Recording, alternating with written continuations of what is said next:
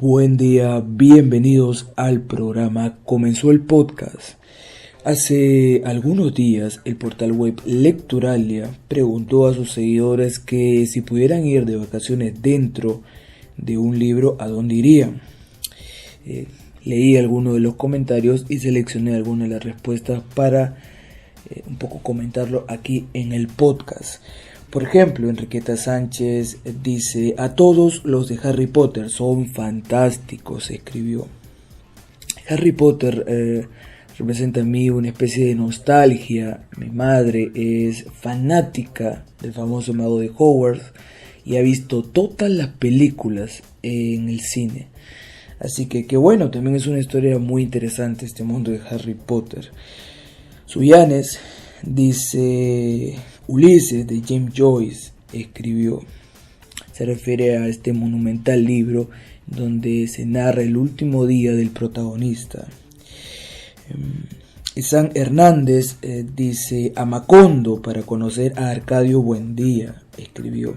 Claro, referente al famoso libro 100 años de soledad de Gabriel García Márquez, que, y el mismo Gabo lo dijo, en principio se iba a llamar La Casa, porque la trama y los protagonistas iban a desarrollar todas sus acciones dentro de la casa.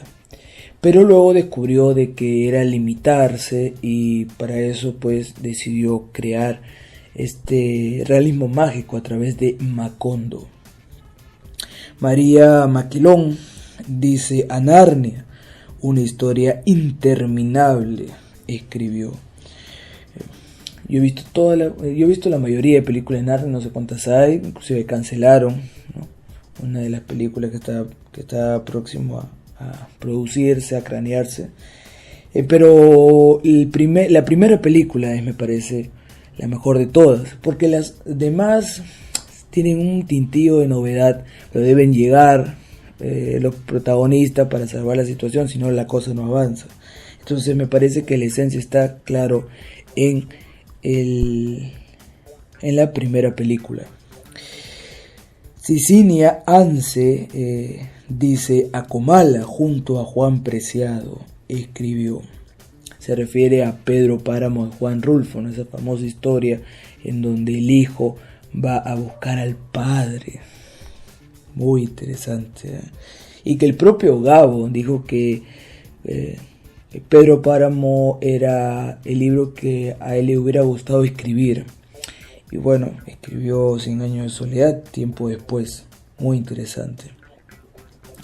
Finalmente, Salva dice: la Belle Époque del Gran Gatsby, escribió. A mí también me hubiera gustado estar en esos años, ¿no? Sobre todo de 1900 a 1920. No solo en Estados Unidos, donde estaban grandes, ¿no? Ernest Hemingway, Scott Fitzgerald, William Faulkner, John Steinbeck, entre otros, sino que en Perú también se desarrollaban cosas interesantes, ¿no? Estaban los grandes grupos de intelectuales que estaban desarrollando la gran literatura que iban a dejar en alto también durante el siglo XX. Muy bien. También brevemente, el portal Que Leer publicó un artículo muy interesante titulado 6 libros que todo adolescente debería leer. Yo he tocado el tema aquí, titulado Lecturas de Adolescencia, un podcast que está en el canal, los invito a escucharlo, donde también doy mis impresiones de cuáles son los libros que para mí son esenciales en la época de adolescencia. Hay muchos más, claro, pero me llamó la atención que Leer haya hecho su propia lista, así que vamos a leer cuáles son los libros que escogieron. Está La ventaja de ser invisible, de Steven Bosky, del cual hay una película que está en Netflix con Emma Watson, muy bien hecha. Luego El guardián entre el centeno, de J.D. Salinger, que me leí las primeras páginas y no le encontré trama ni interés alguno. No es como El azaroso de Tornes, pero en una sociedad contemporánea Es un muchacho rebelde que no le gusta ningún tipo de guía adulta y se rebela ante todo, un poco sin trama, sin rumbo, pero es ya parte de los libros clásicos, así que en algún momento habrá que leerlo. Lolita de Vladimir Nabokov, Matar a un ruiseñor de Harper Lee, Mujercitas de Luz Alcott y El diario de Ana Frank, que este es el primer libro que leí, entre comillas, a través del audiolibro y que descubrí el audiolibro a través de una clase de literatura en cual el profesor dijo: no vamos propiamente a leer el diario de Ana Frank, sino a escucharlo. Puso el audio de la historia y fue fascinante, ¿no? Cómo escuchar a través de los efectos de sonido la marcha de los soldados, cómo al abrir la puerta se escucha rechinar. Son los efectos de sonido que le colocan una dosis de interés a la historia, muy interesante. Bueno, ¿qué libros agregaría yo?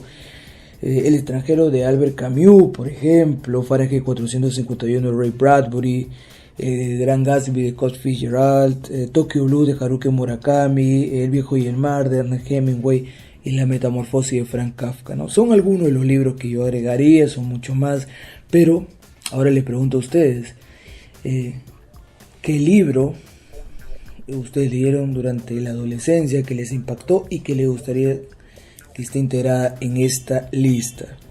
Interesante. También brevemente, antes de culminar el podcast, el portal Lee por Gusto publicó una entrevista aquí en YouTube es una conversación en realidad con el escritor Jorge Edwards. Son 15 minutos de una brillante entrevista, una conversación sumamente interesante.